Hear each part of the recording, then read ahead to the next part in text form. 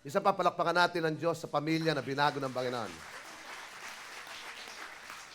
Sino may dalang bisita ngayon? Taas ang kamay. Wow! Sige nga. Oh, may bisita siya Kuya... Ayan, sino po may dalang? Kuya Oscar? Ayun. Oh, may dalang mga bisita, no? Yung mga may dalang bisita, pwede ba lumapit sa akin? Tapos tumayo lang yung mga bisita natin. Yung may mga dalang bisita, please lang. Halika, Kuya Oscar. Alam nyo, bibigyan ko nito. Yung lahat na may mga dalang bisita. Halika, Onyet, yung mga may dalang bisita, halika mo, halika. Kuya Oscar, halika. Ito, ticket po ito papuntang Pilipinas pero walang balikan to. Ha? Okay, salamat sa mga bisita natin. Palakpakan natin yung mga bisita natin. Mga may dala. Mga may dala. Kuya Oscar, ito ha. Sama may bisita mo rito. Ayan. Ito po, ito po. Ayan. Ito. Okay. Sino pa may dalang bisita? Yung pinakamaraming dala. Sino pinakamarami? Sino pinakamaraming dala? Palagay ko si Clarissa. Halika, Clarissa. Halika. May bisita rin si Clarissa. Okay. Ito. Palakpakan natin mga nakbibigyan na yan. Praise God. Kasi ibang magdala talaga ng mga next time, meron po akong dadaling mga 4 na kabambigas. At lahat ng talagang magdadala ng mga bisita natin ay hindi na kayo bibili ng bigas. Di ba?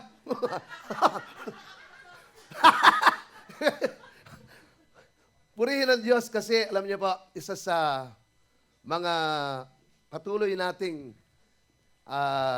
ginagawa rito ay hindi natin sinasarili yung ating kasaganaan sapagkat gusto po natin na maibigay po ito sa maraming tao.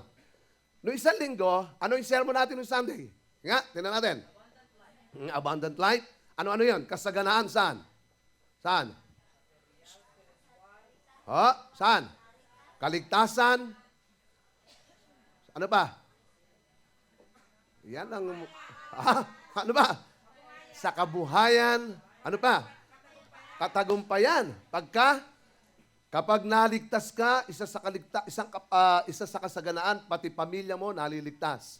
Ngayon, ito pong pag-aaralan natin, masaganang buhay pa rin. Masaganang buhay kung papaano natin makakamit ito. Siguro, ngayon po, naligtas tayo. Mas kasaganaan ng kabuhayan natin. Kasaganaan ng katagumpayan. Sapagkat ang sino mang na kay Kristo, ang sabi ron, para kang nandudoon sa batisan, laging basa ang ugat at lagi namumunga sa kapanahunan. Masaganang buhay. Paano natin makukuha ito? Ang sabi po ng text natin, John 10:10, basahin natin lahat. Kaya lamang pupunta rito ang magnanakaw ay upang magnakaw, pumatay, magwasak. Naparito ako upang ang tupay magkaroon ng buhay, isang buhay na ganap at kasiyasiya. Ang tanong, paano ko makukuha ang masaganang buhay? Paano yan? Ngayong ako'y Kristiyano na, sapat na ba yon? Ngayong tinanggap ko ang Panginoon, sapat na ba na makuha ko talaga yung kasaganaan ng buhay na ipinapangako ng ating Panginoon? Mayroon pa po tayong gagawin, mga kapatid. Sapagkat ang Diyos po, pag binasa natin ang Deuteronomy chapter 28, anong sabi roon? Huwag kang liliko huwag kang liliko sa kanan, sa kaliwa, sapagkat hindi mo makukuha ang kasaganaan ng buhay. Yung pang kasaganaan ng buhay, kaya nga po inuuna natin yung kaligtasan kasi meron pong mga preacher na ang sinasabi lagi, kayo ay pumunta rito at kayo yayaman. Di ba? May mga ganun, mga prosperity gospel. Kulang po yun. Kulang. Kahit na kayo magpunta rito, hindi pa rin magiging masagana ang buhay kapag wala si Kristo sa buhay natin. At kapag naririto na si Kristo, doon lang natin makukuha ang kasaganaan ng buhay, pero meron pa rin tayong gagawin. Ang pananampalatayang walang gawa ay ano? Patay. May pananampalataya ka, pero hindi makita sa buhay mo, patay pa rin yun. Tandaan po natin. Siguro sasabihin natin, paano ko po ba makukuha ang kasaganaan? Number one, tingnan nyo. Paano ko ba makukuha ang kasaganaan sa Diyos? Una, may kasaganaan sa pagsunod sa Diyos. Ano ang una natin kailangan? Sumunod. Madaling kuha niyan, di ba? Ay, naku, pastor, masunurin po ako. Titingnan natin. Tingnan po natin. Ano ang sabi ng Bible? Ang sabi, ang unang sumunod, tingnan nyo, ha? Basahin natin yung Genesis 26:5. Sabay-sabay po tayong bumasa. Pagpapalain kita dahil kay Abraham, pagkat sinunod niya ako at tinupad ang aking mga utos. Sino ang kausap niya rito? No. Oho, pagpapalain kita, ang kausap po niya riyan ay si Isaac. Ano ba? Ang sabi diyan, alam mo, Isaac, pagpapalain kita dahil kay Abraham, sa tatay mo. Sabi ko, kapag pala yung tatay ay naging masunurin, pati mga anak, pagpapalain. Nakita po natin yon? Kaya kailangan, ang mga tatay, manguna po tayo sa pagsunod sa ating Panginoon. Ang sabi, may kasaganaan sa pagsunod. Sino ang gustong maging masagana? Taas ang kamay. Tayong lahat yan. Pero, mayroon kang dapat gawin. Pagsunod. Ano yung pagsunod na yan? Pag-aralan natin mamaya. Ang sabi diyan, pagpapalain kita dahil kay Abraham, pagkat sinunod niya ang tinupad ang aking mga utos. Ito po si Isaac. Si Isaac ay nagsaka ng taong yon, makasandaang ibayo ang kanyang isandaang, isipin yon?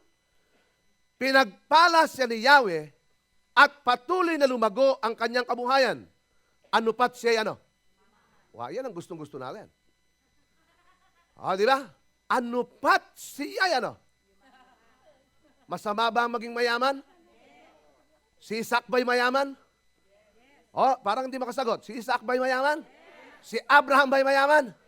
Si Pastor ba'y mayaman? Siyempre. Abedius ko yan. Hindi ba? Mga kapatid, ang Diyos ang nagsabi, may kasaganaan sa pagsunod.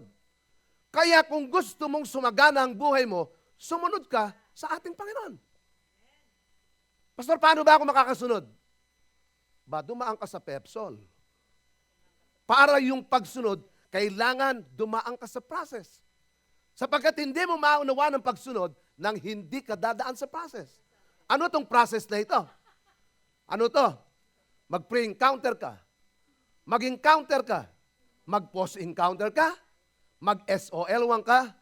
2 hanggang 3, malalaman mo ngayon ang kahulugan ng pagsunod.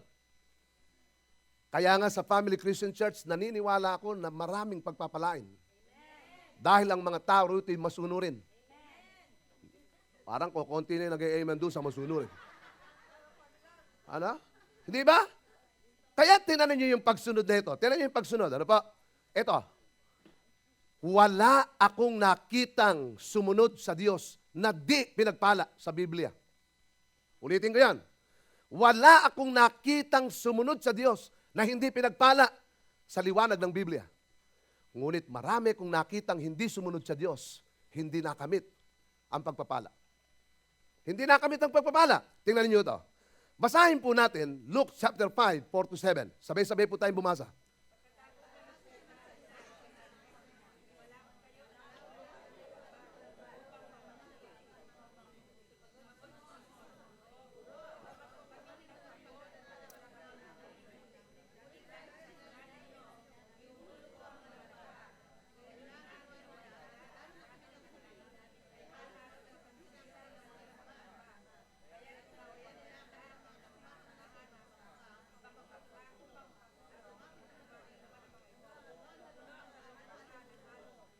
Okay, tingnan niyo mabuti ito.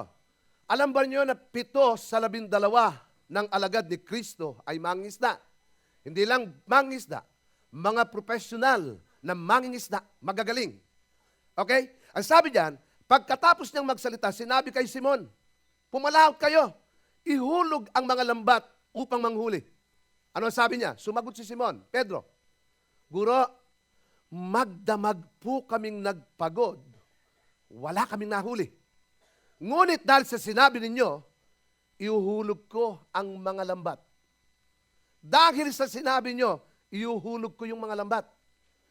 Isipin nyo, magdamag, kailan mahuli ang isda? Mga mangisda rito, dati mga mangisda, kailan talaga nanguhuli ng isda? Gabi ba o araw? Mas marami pong, di ba sa Bataan, Kuya Nick, mas maraming huli pagkagabi. Alam nyo yung isda, pag pinakikitang liwanag, katulad ng liwanag na yan, lumalapit yung isda dyan. At kapag araw, mailap ang mga isda. Napakailap niyan. Kaya gabi nanguhuli sila. Pero nung utusan sila ng Panginoon, Panginoon, magdamag po kaming nanghuli. Wala kaming nahuli. Pero dahil sa utos nyo, susunod kami. Sa pagsunod ng mga mangingisda na ito, ano nangyari? Tingnan po natin. Ang sabi niyan, ang sabi, iuhulog namin. Guro, magdamag po kaming nagpagod, wala kaming nahuli. Ngunit dahil sa sinabi nyo, iuhulog ko ang lambat. Basahin natin malakas. Gayon nga ang ginawa nila. Eto na. At sa dami ng kanilang huli, sa dami, halos magkansisira ang kanilang mga lambat. Masira ang mga lambat sa dami ng huli. Kaya't kinawayan nila ang kanilang mga kasamahang nasa ibang bangka. Upang patulong, lumapit naman ang mga ito na puno ang dalawang bangka na halos lumubog. Bakit po nangyari yan? Bakit napakasagana ng huli? Sumunod sila sa utos ng Panginoon. Mangisda ka man ng mga mangisda, kapag hindi mo kasama ang Panginoon, wala ka mahuli. Huwag kang mangingisda nang hindi ka nagpapaalam sa Panginoon. At huwag ka ring mangingisda nang madilim ang ilaw mo, walang lalapit sa iyo. Kaya kailangan sa pangingisda natin, duminig tayo, marinig natin, ano ba talaga ang gusto ng Panginoon? Dito, isipin nyo yun? Hindi. Makinig ka sa akin, Simon. Pumalaot kayo. Ihulog mo yung lambat. Pag hinulog nila, anong ibig sabihin? May kasaganaan sa may kasaganaan sa pagsunod. May kasaganaan. 1991, nasa Japan ako. Ako pa yung nagba-Bible study na noon. Merong isang babae, lumapit sa akin nung nagba-Bible study ko. Ito ang sabi niya sa akin, paiklain ko po yung kwento. Sabi niya, Kuya Pong, di pa po ako pastor noon, 1991. Nag-full time po ako 1992. Umalis na po ako doon sapagkat gusto ko maglingkod sa Panginoon. 1991. Nagba-Bible study po ako sa Japan noon. Alam niyo kung paano ako nagba-Bible study noon? Kasi ako, pre-board and lodging ako, libre ko lahat. Nasa hotel kami ni Sister Ella. Yung iba pong mga nagtatrabaho doon, bimibili sila ng pagkain. Alam mo ang ginagawa ko? Lahat ng pagkain kong sobra, dadaling ko po yan sa mga Pilipino para lamang yung relational evangelism. Pagkatapos po noon na maging kaibigan ko sila, nakapagba-Bible study ko roon. Alam niyo kung bakit? Dahil nakuha ko yung kalooban nila. Eto, anong oras ang Bible study ko doon? Tanong kayo? Madaling araw. Kasi may mga trabaho po sila roon. May trabaho sila, kumakanta, yung iba, sumasayaw, yung iba, alam naman natin. Okay, eto. Ewan ko kung sino mananayo dito noon. Ano? Okay, eto. Okay, tingnan nyo, ha? Okay, pakinggan nyo mabuti. May isang babae lumapit sa akin. Pastor, pag-uwi ko po, ang pangalan ko ay si Mimi, naging kaibigan namin. Pag-uwi ko po, ihiwalayan ko na yung asawa ko. Ay, yun ang sabi niya. Bakit?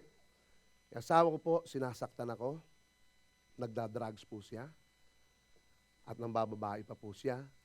Tapos po, pag uwi ko, wala po siyang ginagawa sa bahay, ako lang. Kaya po, nagpasya na ako, hiwalayan ko na po siya. Sabi ko, Mimi, nakakilala na siya, nagba-Bible study na eh. Na-born again siya doon. Okay, ito, sabi ko, Mimi, mag-pray muna tayo. Huwag mong gagawin yan. Huwag mong gagawin. Manalangin muna tayo. Ito matindi. Nung pag-uwi niya, ang plano niya, hiwalayan yon. Sinunod niya ang Panginoon, sinunod niya yung payo ko, huwag mo munang gagawin. Pag-uwi niya, nagulat siya. Pag-uwi niya sa airport pa lang, alam mo, sabi ng asawa niya, bukas may pupuntahan tayo kasi meron akong dinadaluhang Bible study ngayon eh. Okay? Nagulat siya kasi naalala niya yung ginagawa ko sa Japan. Alam niyo, pagdating po doon, madaling salita, hindi niya alam na born again pala yung asawa niya. Hindi po nila itinuloy yung kanilang paghiwalay. Naayos ang buhay, naging masaya ang buhay. Hindi ko alam kung nagkaanak po ulit, ano? Okay, eto. Sa ilang sandali, 1 taon, 2 taon, nagpastor yung asawa at ngayon naglilingkod sa ating Panginoon. Dahil sa pagsunod. Palakpakan natin yung ating Panginoon. Yun po yun. Ibig sabihin, pag sumunod ka sa Panginoon, may kasaganaan. Eto, tingnan po ninyo. May kasaganaan sa pagsunod. Kapag sinabing pumalaot, pumalaot. Kapag sinabing ihulog, ihulog. Huwag naman yung ihuhulog, baka ang ihulog nyo, yung asawa nyo doon, ihulog na nyo. Hindi ka na. Ibig sabihin, kapag sinabing pumalaot, pumalaot tayo. Pag sinabing ihulog, ihulog natin. Kapag sinabing mag-process ka, sapagkat sa iyo yan. Hindi sa akin yan, sa iyo po yan. Okay, eto. Bakit? Tingnan po natin, Marcos chapter 10, 28-30. Sabi po rito, nagsalita si Pedro. Tingnan po ninyo, iniwan namin ang lahat at kami sumunod sa inyo. Sinabi ni Jesus, tandaan nyo ito, ang sinumang mag-iwan ng bahay o mga kapatid, ina, ama, mga anak, mga lupa, dahil sa akin, at sa mabuting balita, ay tatanggap ng ano? Makaisandaang ibayo, saan? Sa buhay na ito. Kaya po sasabihin natin, Pastor, hindi ba buhay na walang hanggan lang yan? Mga kapatid, may pagsunod, may pagpapala sa pagsunod dito. Anong ibig sabihin? Ibig sabihin, iiwanan ko na yung tatay, yung nanay, magiging lapastangan na. Hindi po ganun ito. Ang ibig sabihin nito, mamahalin natin ang Diyos ng higit sa lahat. Nang higit sa lahat. Tingnan po ninyo, ang pagsunod sa Diyos ay hindi madali. May iiwanan ka. May iiwanan ka. Katulad ng mga alagad, iniwanan yung lambat, iniwanan yung bangka, sumunod sa ating Panginoon. Ang tanong dito, mayroon ka na bang iniwanan para sa Panginoon? Ano na yung mga iniwanan natin? Opo, Pastor. Iniwanan ko na yung aking masamang ugali. Ayoko na. Bagong taon, bagong buhay. Iniwanan ko na po. Dati po akong addict sa telenovela. Iniwanan ko na po yan. Ano naman nangyayari kay Sir Chip? Ano? Okay, Maya. Malapit na. Biti na tayo diyan. Okay. Nagagalit na si Onyet diyan. Ano? Okay, tingnan nyo. Ibig sabihin, mga kapatid, at nagsalita, tingnan po ninyo, iniwan namin ang lahat, kami sumunod sa inyo. Sinabi ni Jesus, tandaan niyo ito, ang sino mang mag-iwan ng bahay o mga kapatid, ina, ama, mga anak, mga lupa, dahil sa akin, dahil sa mabuting balita, tatanggap ng makaisandaang ibayo na sa buhay na ito, maraming pagpapala. Hindi mo nga unawahan ang mga pagpapala. Ang sabi po rito, mga bahay, mga tatanggapin natin, mga kapatid, mga ina, mga anak, mga lupa. Ngunit may kalakip na pag-uusig. Sa pagsunod sa Panginoon, hindi madali. May mga pagsubok. At sa kabilang buhay, ay magkakaroon ng buhay na walang hanggan. Ngunit maraming nauuna, magiging huli. Maraming nahuli. Pastor, bakit matagal na po akong mananampalataya? Parang hindi ko makuha yan. Pero bakit yung isang bagong mananampalataya, parang ibang-iba na siya? Mas nauna. Kasi nga po, mas unang sumusunod yung mga nauna. Nahuhuli. Yung mga nauuna, napakabagal ng pagsunod. Makikita natin, ibig sabihin, sa pagsunod sa Panginoon, mayroong hindi mo maipaliwanag na pagpapala. Hindi mo maipaliwanag. Okay. Ewan ko narinig niya po ito. Kinuwento po sa akin ni Pastor Chito, yung tatay niya. Ang tatay ni Pastor Chito, Tumada. Kilala niyo si Pastor Chito? Taga San Francisco. Oh, si Pastor Piolo. Okay, tingnan niyo ha. nagiging tagapagsalita po natin dito yan. Sumama sa encounter natin. Ang tatay po ni Pastor Chito ay pastor. Ano pa, pastor? Alam po ba ninyo, nung mamatay, mga 80 years old na. Pero patuloy pa rin nagmamahal sa kaluluwa. May karanasan, missionary pastor siya. Siya po pumupunta ng bundok para lamang makakuha ng maraming kaluluwa dahil sa pagsunod sa ating Panginoon. Minsan po, niluko siya. May isang taga-bundok, malayo ang bahay nito. Sabi niya, Pastor, punta po kayo sa amin. Mag-Bible study po kayo. Siyempre, kaming mga pastor, talagang gustong-gusto namin yung mga Bible study dahil kaluluwa po yan eh. Pero ito po, pambihira ito. Aakyat ka ng bundok para lang makapag-Bible study ka. Nasa bayan, pumunta po kayo sa amin. Eto na, sa madaling salita. Pag sinabi po diyan, saan ang bahay nyo? Diyan lang. Humanda ka na, 3 bundok yan. Pag sinabi nyo, diyan lang. Diba? Sa Marinduque, diyan lang yan. Okay. Ibig sabihin, Pastor, diyan lang po kami. Alas 6 na ng gabi, hindi ka pa nakakarating, diyan lang yan. Okay, eto. Naglakad yung tatay, malayong malayo. Pagdating sa bahay, niluko lang pala. Wala yung nag-imbita, niluko yung pastor. Nakita niya yan? Pero ito matindi. May kapitbahay yung nanlukong yan. Nakita yung pastor. Pinainom na, Pastor, lika, dito kayo sa amin. Alam po ninyo? Yung kapitbahay, nung nanluko na kapitbahay, pinakain, pinainom. Siyempre, pagod na pagod. Doon nakapag-share ng gospel yung tatay ni Pastor Chito. Doon po sa kapitbahay na yon, doon nagsimula ang isang malaking iglesia mismo doon sa bundok na yan dahil sa pagsunod sa ating Panginoon. Nakita po natin yon? Dahil sa pagsunod. Kaya po, pag sinabi po natin, okay, mag-share ka ng gospel. Sumunod tayo. Pastor, mahirap po. Walang madali. Kahit na nga kumain, mahirap eh. Hindi ba? Pag walang tubig, hindi ba? Pag nakuha ka. Lahat ng ginagawa natin, mahirap. Pero dahil sa pagsunod at inutos ito ng Panginoon, dapat sumunod ka lang para pagpalain ka ng ating Panginoon. May kasaganaan sa pagsunod. Heto. Yung kapatid ni Sister Ella, namatay na po ito si Kalobing. Nung nabubuhay po yan, tumutugtog yan ng clarinet, magaling sa music. Pagka Sunday po yan, kung kailan naman Sunday, nandoon ng hanap boy, musikero eh. Musikero po siya eh. Sunday, kasi uso sa Hagunoy, mga pistahan. Di ba? Alam ni Pastor Marian. Puro pista. Kasi po sa amin, 26 na barangay. Puro pista po yan. Ang pangalan po ng mga barangay sa amin, Santo Niño, San Sebastian, San Antonio, San Florencio, Clemente. Meron mga ganun. May mga, basta puro yan, santo, puro santo yan. Okay. Okay, eto. Kung kailan linggo, natatapat po yan. Sinabihan ko siya, sabi ko, hindi naman linggo eh, ibigay mo sa Panginoon kasi, alam mo, naku, nagalit sa akin. Sabi sa akin, mapapakain ba ako niyan? Nagalit talaga. Sinishare ko siya. Kasi bago pa lang sa mananampalataya. Alam mo ka, pag inuna mo yung Panginoon, ibibigay sa iyo ng Diyos, sumunod ka lang. Sumunod ka lang. Ayaw, nagagalit. Eto, matindi.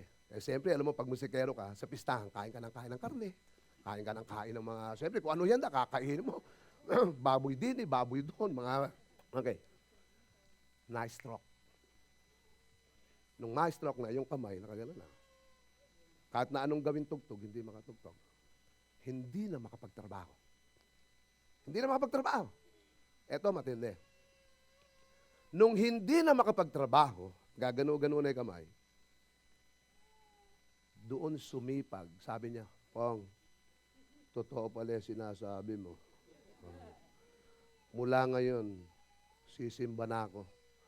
Hindi na ako magtatrabaho ng linggo.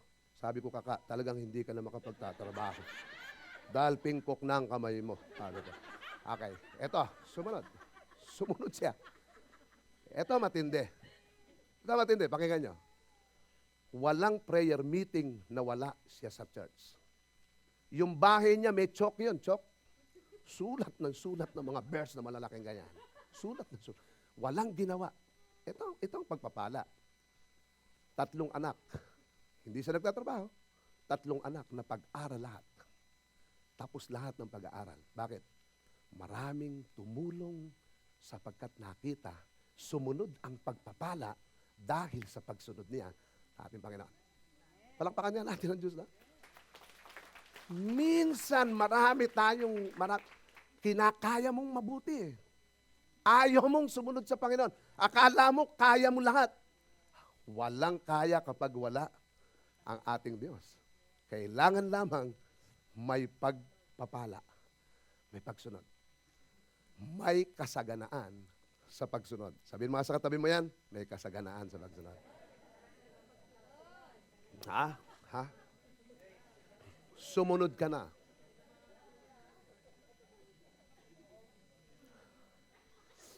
Ito ang matindi ngayon. Kaya ko inuna ko yung pagsunod, eto pa.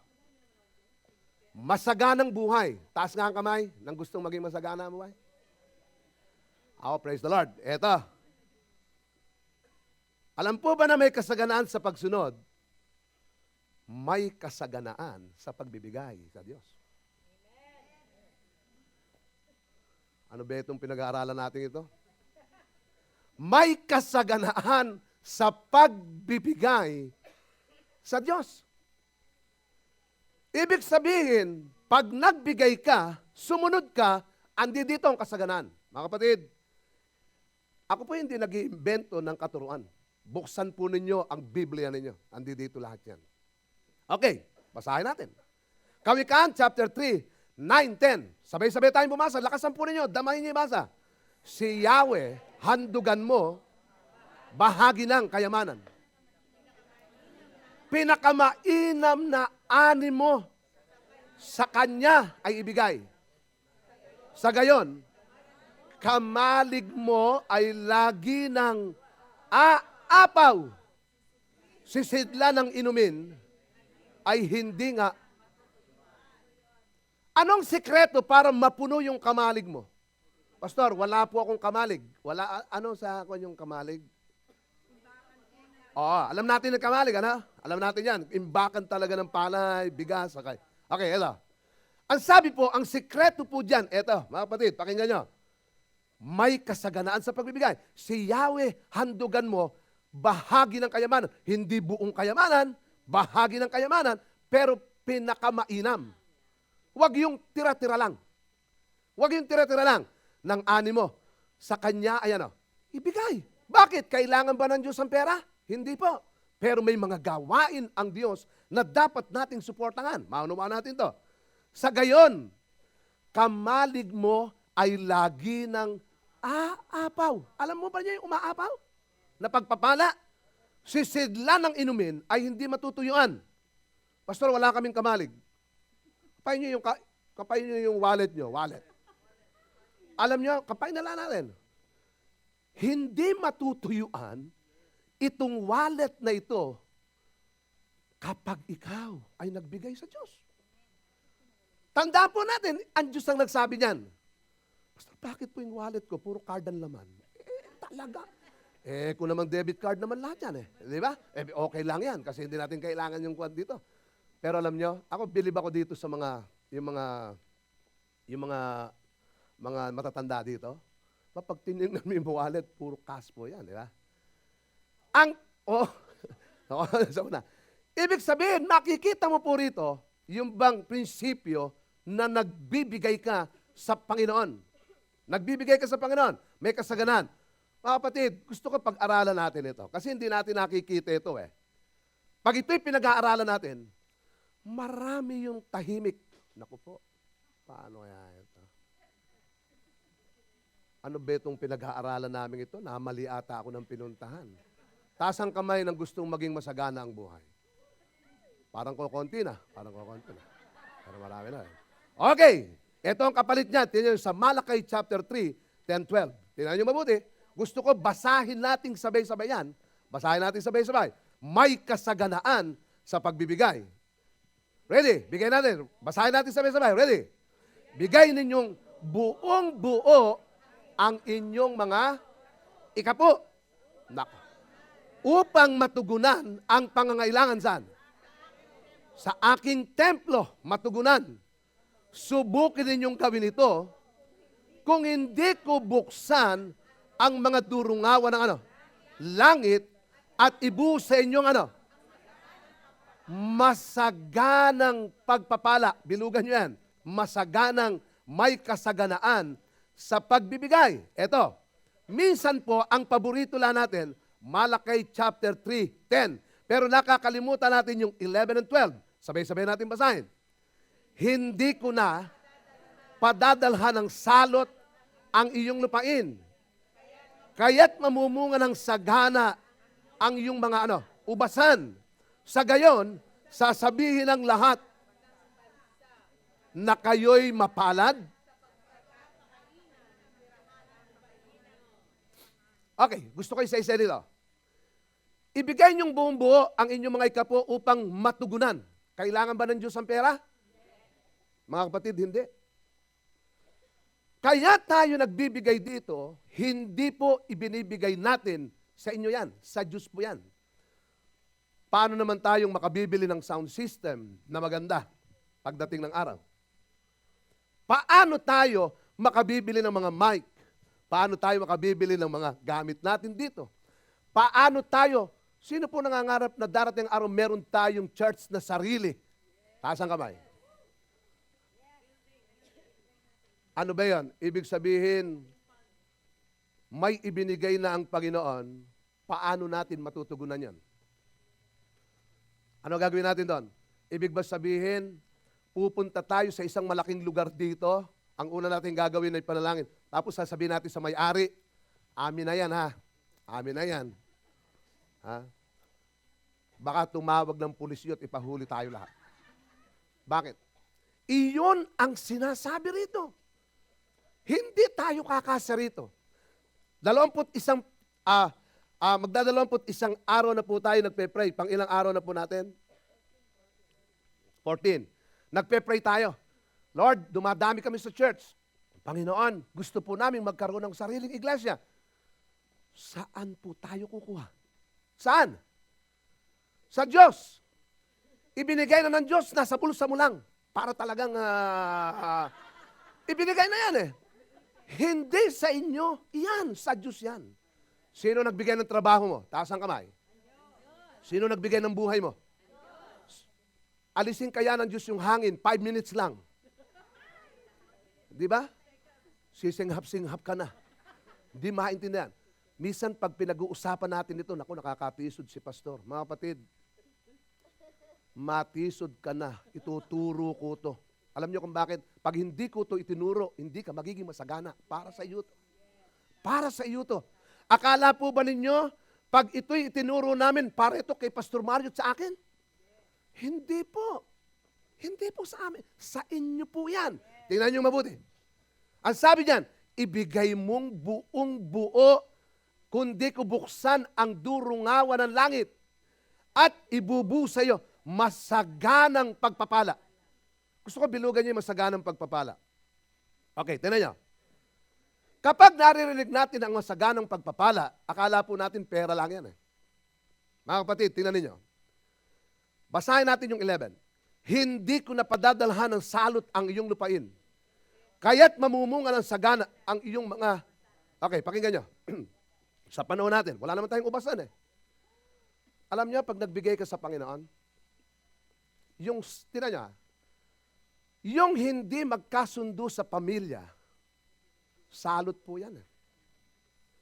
Yung pamilya mo'y hindi maayos, ang tawag po dyan, salot. Curse po yan. Alam po ba ninyo, kapag ikaw ay sumunod sa Panginoon, hindi mo yan maintindihan. Ang Diyos, hindi yung anak mo, barumbado. Yung anak mo, bakit sinasagot ka ng ganito? Bakit yung anak mo, parang walang galang? Nako, kahapon, pinag-uusapan po. Oo nga. Alam po ba niyo?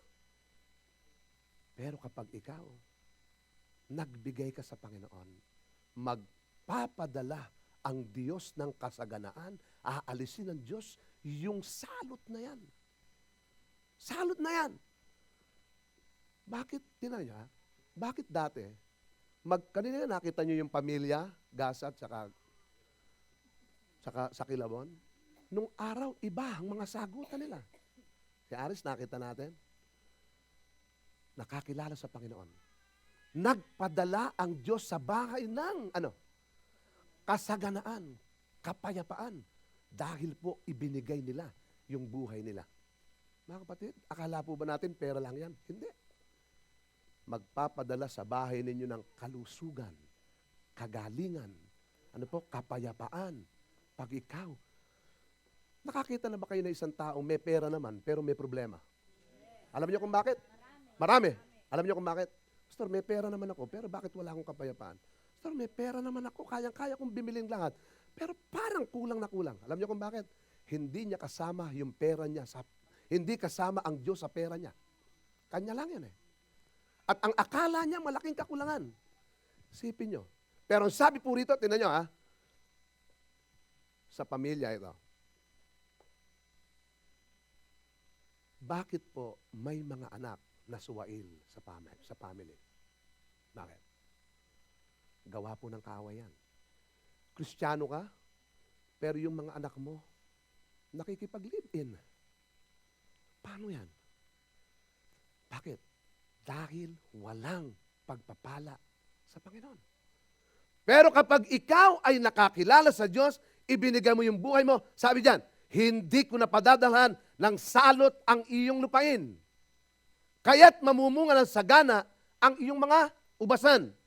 Sa gayon, sasabihin ng lahat ng bansa na kayo'y mapalad sapagkat napakainam tirahan ng lupain ninyo.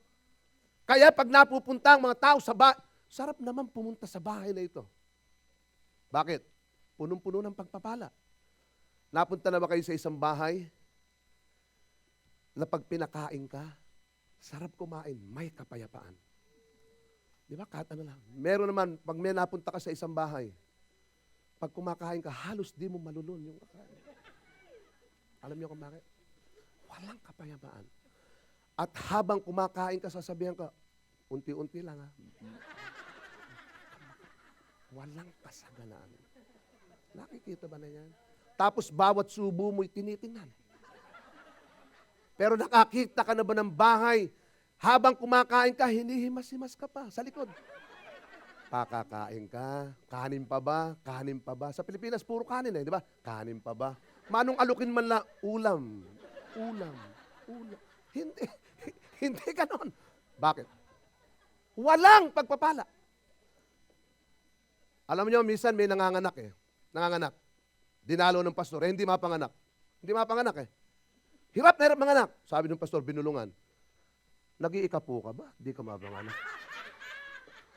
Hindi nga po, pastor. Sisi ka ng kasalanan. Nung sinabi niya, opo, pastor, susunod, napanganak na. Kasaganaan Ang akala kasi natin, puro pera. Kaya kung gusto niyong madaling mapanganak, mag-ikapo kayo. Magbigay kayo sa Lord. Kasi akala lang natin Takot na takot tayo. Pastor, naku po, yung ibibigay ko po diyan, pambayad na, mga kapatid, akala mo lang. Magsisinungaling ba ang Bible? Magsisinungaling. Ito ang katwiran. Tingnan natin. Ang sabi po basahin pa po natin yan. 2 Corinthians 9:6-8. Ang sabi diyan. Tandaan nyo ito. Ang naghahasik ng kakaunti ay mag-aani ng... Sino ang gustong sumagana? Taas ang kamay. Parang pakonti na ng pakonti. Panginoon. Okay. Tandaan nyo ito. Ang naghahasik ng kakaunti, mag-aani ng kakaunti. At ang naghahasik naman ng marami. Sino ang gustong mag-ani ng marami? Maghasik ka ng marami. Eto ngayon, eto ang paborito ng iba. Yung susunod na talata. Nilaktawan nila yun Kasi paborito nila ito. Ang bawat isa'y dapat magbigay ayon sa sariling pasya. Maluwag sa loob at di napipilitan lamang. Eto, sapagkat ang ibig ng Diyos ay kusa. Pastor, ang gusto ng Diyos, kusang pagkakaloob. Tama naman yun. Kusa. Sino ang gustong umani ng marami? Taas ang kamay. O de magkusa kang magbigay ng marami. Kasi, minsan ang interpretasyon natin sa Bible, iba eh. Hindi, ito lang ito. Kasi nagpipit doon sa gusto mo. Pahala ka doon. Basta ako ituturo ko to, alam ko mamaya marami nang hindi babati sa akin. Okay lang yan. Basta maituro ko lang. Ano pa? Maituro ko lang. Ito ang sabi. Tingnan niyo mabuti. Ito. Basahin natin lahat. Kusang pagkakaloob. Magagawa, lakasan natin, magagawa ng Diyos na pasaganain kayo sa lahat ng bagay. Higit pa sa inyong ano? Upang ano? Magagawa ba ng Diyos na pasaganain kayo? Hindi ako nagsabi. Kayang-kaya kayong pasaganain ng Panginoon. Pero kung ayaw nyo, taas ang kami ng gusto sumagana. Marami-rami na. Naintindihan. Eto pa, tinan niyo. Basahin natin yung 11. Pasasaganain kayo sa lahat ng ano? Para lalo kayong makatulong sa marami. Sa gayon, dadami ang magpapasalamat sa Diyos. Ang Diyos ang may sabi. Ano pa ang sabi sa Lucas chapter 6:38? Magbigay kayo. Bibigyan kayo ng Diyos. Hustong takal, siksik, liglig, umaapaw pa ang ibibigay ko sa inyo. Sapagkat, ang takalang ginamit nyo sa iba,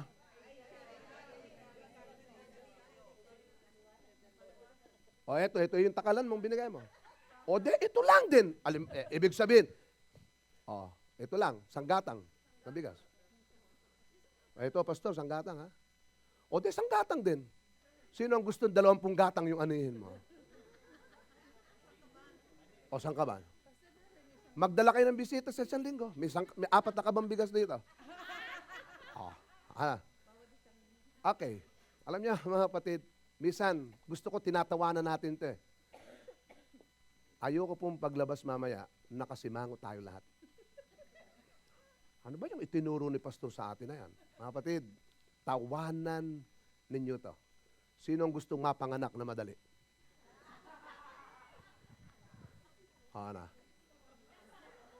Diba?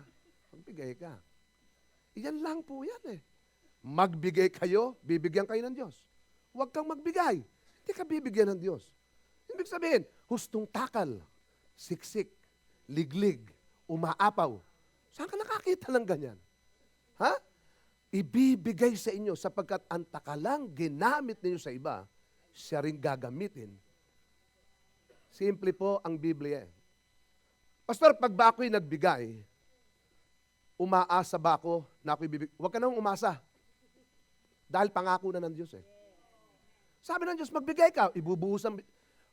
Pastor, ang sabi na, Pastor, baka pumamali motibo ko, kaya lang ako magbibigay para bumalik po yung sinasabi. Hindi, huwag ka nang magsabi ng ganon.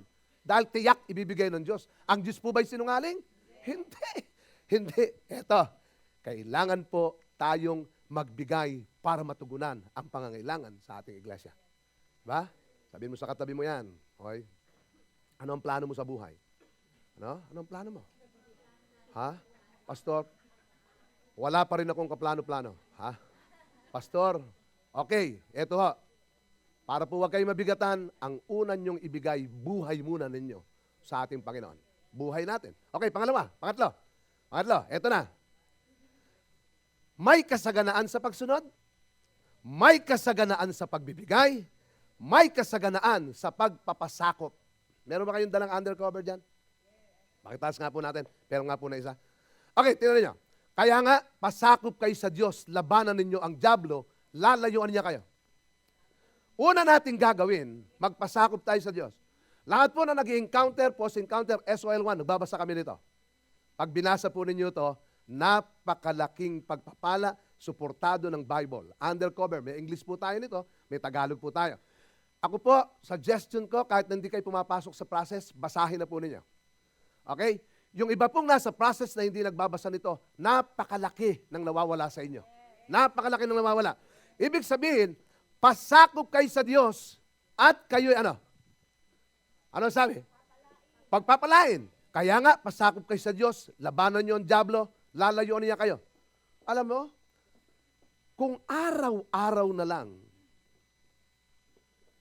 di ba niyo narinig yun? Araw-araw na lang, pastor, nadya-dyablo ako. Di ba niyo narinig yun? Minsan, sinisisi mo pa yung dyablo, di ba? Pastor, talaga, nademonyo na naman ako. Pastor, nademonyo na naman ako ng asawa ko. Nademonyo na naman ako ng anak ko. Ako, pastor, mga kapatid, ano dapat mong gawin para wag ka mademonyo? Magpasakop ka sa Diyos. Ang sabi po riyan, magpasakop ka sa Diyos, lalayuan ka. Eto, ibig sabihin, yung mabuhay ka ng mapayapa, may kasaganaan sa pagpapasakop. Eto pa, saan pa mayroong kasaganaan? Igalang ninyo ang inyong ama't ina. Tulad ng inuutos ko sa inyo. Sa gayon, hahaba ang inyong buhay, mapapanuto kayo o maaayos kayo sa lupaing ibibigay ko sa inyo. May pagpapala sa paggalang sa magulang. Alam niyo, wala akong nakitang hindi gumalang sa magulang na hindi pinagpala ng Diyos. Eto pa, mga anak, sundin ninyo ang inyong magulang alang-alang sa Panginoon sapagkat ito ang nararapat. Igalang mo ang iyong ama't ina. Ito ang unang utos na may kalakip na pangako. Ganito ang pangako. Ito, kaginawaan. Ikaw ay giginhawa. Lalawig ang iyong buhay rito sa lupa. Kung gusto mo sumagana ang buhay mo, lumawig ang buhay mo, talagang igalang mo yung magulang mo. Alam niyo, lahat po ng mga lumalaban sa magulang, hindi pinagpalayan. Sa amin may kasabihan, pag nilapastangan mo magulang mo, gagapang kang parang ahas. At ito po, marami na po akong nakita rito. Tandaan, kaawa-awa ang mga anak na lumalaban sa magulang. Nasa Bible po yan. Igalang mo ang anak, igalang mo ang magulang mo. Pasasaganain ng Diyos ang buhay mo. Kaya, sino po rito nag-aalaga ng mga magulang nyo? Pataas ang way. Papalad po kayo. Mapakapalad ninyo. Alam nyo kung bakit? Bakit? Dahil Pero yung ayaw, pag matanda na, ayaw ng alagaan yung magulang, nako, para kang sumisipa sa matulis na bagay. Matapos kang ipaglihi ng 9 na buwan, alagaan ka, pinapaypayan ka, pag may lamok, sinasampal yung lamok, talagang galit na galit sa lamok. Pagkatapos, pag matanda na yung magulang mo, hindi mo aalagaan, at kung minsan sawang-sawa ka, napakakulit mo, nanay. Maniwala kayo, walang pagpapala diyan. Hindi ako nagsasabi nito. Bible. May kasaganaan sa paggalang sa magulang. Kaya dapat yung mga anak po natin, dalahin ninyong lahat dito para matutong gumalang sa magulang. Yung hindi tinuturo ng labas diyan, ng kapaligiran, ituturo talaga rito. Sapagkat kapag hindi ka gumalang sa magulang mo, may kapupuntahan ka talaga. Ano po? Sabi diyan, igalang mo ang iyong ama't ina. Ito ang unang utos na may kalakip na pangako. Alam niyo ang aking ina, 78, 79, kung ilang taon na po ako rito, 8 taon na po ako rito, 8 taon na siyang may sakit. Okay? Hindi po siya makakain, sarado yung lalamunan niya, na-stroke siya. Gatas lang. Pero alam po niyo, kapapanalangin natin ngayon, ang aking ina po ngayon, sa loob ng, 4 na taon nang hindi kumakain. Talagang, makita mo, butot balat na. Tapos, halos parang bangkay na hindi na talaga kumikilos, pero kukurap-kurap na lang yan. Kapapanalangin, nung umuwi po ako, hinawakan ko yung kanyang, sinausap ko na po siya. Sabi ko, Nay, ikaw ba ay handa nang umuwi sa Panginoon? Sabi niya, ready na ako. Pero sabihin mo sa Diyos, kung gagamitin ka pa, buhayin ka pa. Alam niyo, ito matindi. Lahat ng dumalaw sa nanay ko, sila pa nauna. Sabi ko, kaya yung iba ayaw ng dumalaw. Nanay, sabi niya, ano ba? Pag dumadalo kami, nauuna po kayo. Nakapagtataka. Okay, eto. Ito mabuting balita. Ang inang ko ngayon, binuksan uli ng Diyos yung lalamunan niya. Nakakakain na ngayon siya. At ang sabi ng mga kapatid ko, yung mukha niya, kakalaman na siya. Ang sabi niya, pag ako'y gumaling uli, masipag siyang mag-share ng gospel. Masipag siya. Isipin mo, 8 taon na siyang may sakit. Alam mo, nag-aalaga sa kanya yung bunso namin, saka yung sumunod sa akin. Sabi ko, napakapalad nyo. Huwag niyong pagsasawaan na alagaan yan. Kasi talaga pong, mga kapatid ko, pinagpapala dahil doon sa pag-aalaga. Hindi po sila mayayaman, pero sagana sa magandang relasyon na nag-aalaga. Kaya wag natin kalilimutan. At eto po, mga kapatid, kung kayo may mga anak na hindi pa gumagalang, hindi talagang, nako, ang sabi po rito, tinan nyo ha, kailangan po yan, ituro natin. Eto pa, mas matindi. May kasaganaan sa pagpapasakop. Ilakas natin lahat ito, mga kababaihan. Lakasan nyo, ba't napakahina?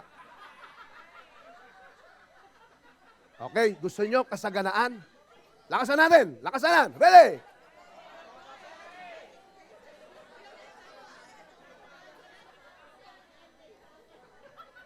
Parang nilampasan ni Grace eh.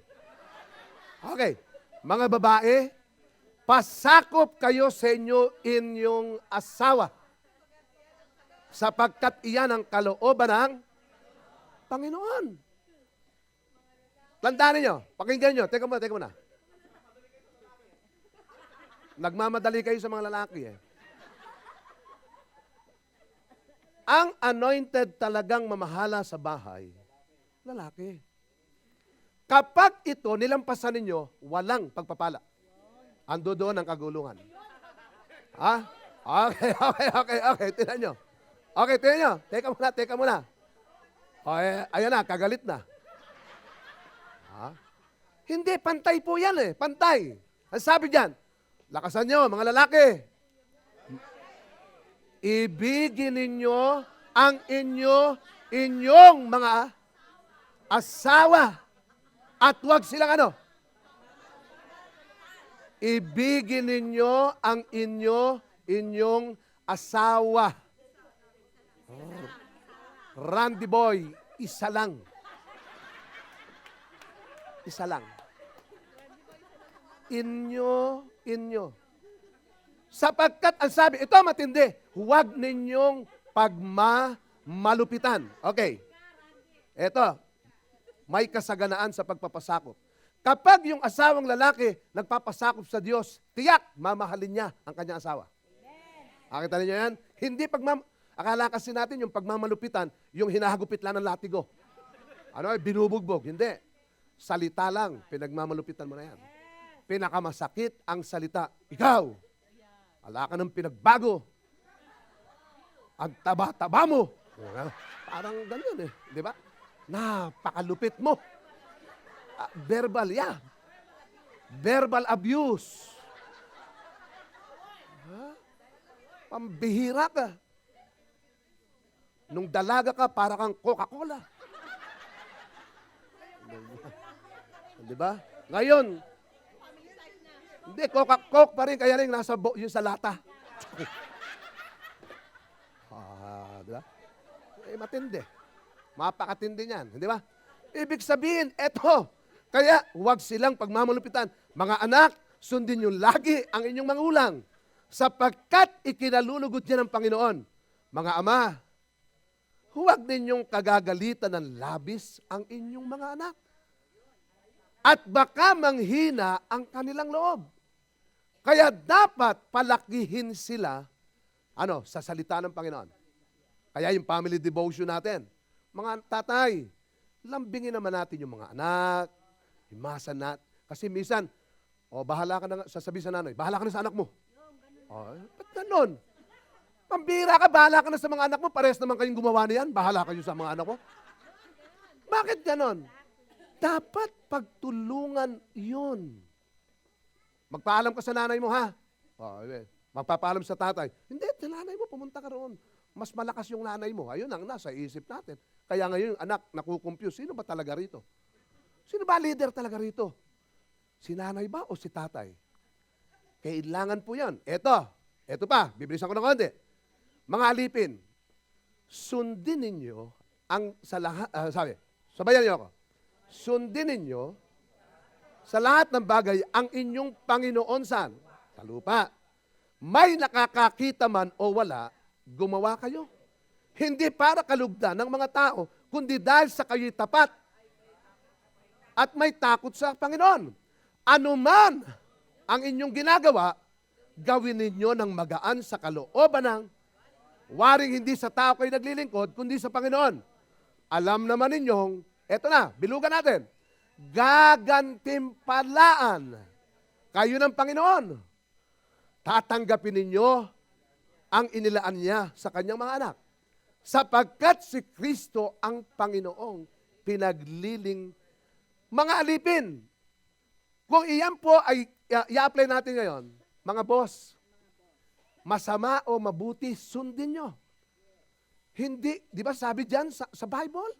Hindi naman sinabi yung mabuti lang, mayroon silang katungkulan. Pumasok ka sa trabaho, ba? Ayaw mo magpasakop dun sa boss mo. Boss mo yun eh. Pwede ba naman, boss, sumunod ka sa akin. Hindi pwede yan. O, nagtatrabaho sa isang lugar. Gusto mo yung trabaho yun, magpasakop ka kung sino nandoon. Hindi yung, ang pasok 8 o'clock, dadating ka 9 o'clock. At ito ang nakakalungkot, nauuna pa boss. Di ba? Eto, punta ka sa, usong-uso sa Pilipinas yan, ewan ko po rito, katrabaho sa munisipyo.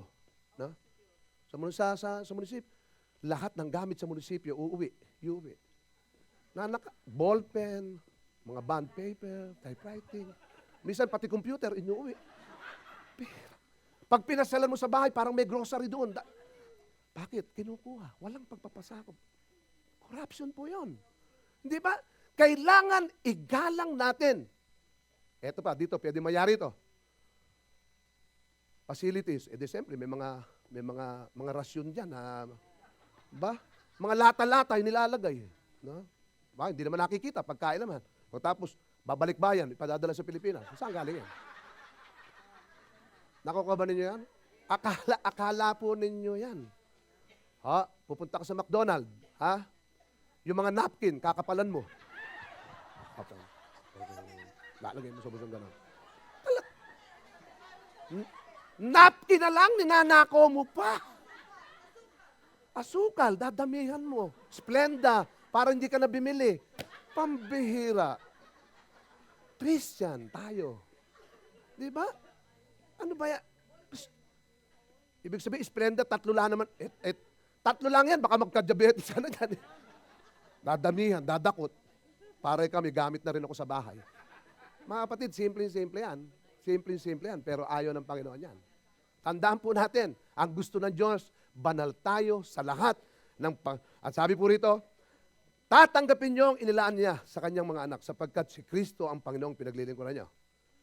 Tatalakayin ko po sa mga susunod ito. Pasakop kayo sa mga nangangasiwa sa inyo. Siya ay may pananagutang magbantay sa inyo at magbibigay sulit sila sa Diyos ukol dito. Kung sila'y susundin ninyo, magagalak sila sa pagtupad sa kanilang tungkulin. Kung hindi sila, mahapis at hindi ito makabubuti sa inyo. Walang pagpapala kapag hindi kayo nagpasakop. Sino gusto maging masagana ang buhay? Taas ang kamay. Yung hindi nakataas, makitaas na. Please. Gusto ko po kaya. Praise God. Okay? May kasaganaan sa pagsunod. May kasaganaan sa pagbibigay. May kasaganaan sa pagpapasakop. Tayong lahat ay tumayo. Tayo po'y manalangin. Praise God. Tayo manalangin. Tayo pong lahat ay pumikit. Maraming salamat po sa kabutihan. Salamat sa natututuhan namin. Lord, hindi kami nag-iimbento ng itinuturo dito. Lahat ito galing sa salita ng Diyos. Kailanman ang salita ng Diyos ay hindi magsisinungaling. Gusto mo bang maging masagana? Gusto mo ba na ang buhay may maging payapa? Wala kang dapat gawin, kundi isuko ang buhay mo sa Panginoon. Pwede po ba nating itaas lahat ang ating kamay? Sumunod kayo sa aking panalangin, lahat po tayo. Sumunod po kayo, dakilang Diyos, narito po kaming lahat. Sinusuko namin sa iyo ang aming buhay. Patawarin mo kami sa lahat ng mga nagawa naming kasalanan. Ipinapasakop namin ang aming buhay sa iyo. Gusto naming maging masagana ang buhay namin. Kapayapaan, kaligtasan, pagpapala. Gawin mo po ito sa amin, O Diyos. Salamat po sa pangalan ng Panginoong Yesus. Amen. Palakpakan natin, Panginoon. God bless you. Pagpalain kayo ng Diyos. Kamayin mo yung katabi mo, sabihin mo, magiging masagana tayo. Amen. Amen. Tayo po makakaupo na. Praise God.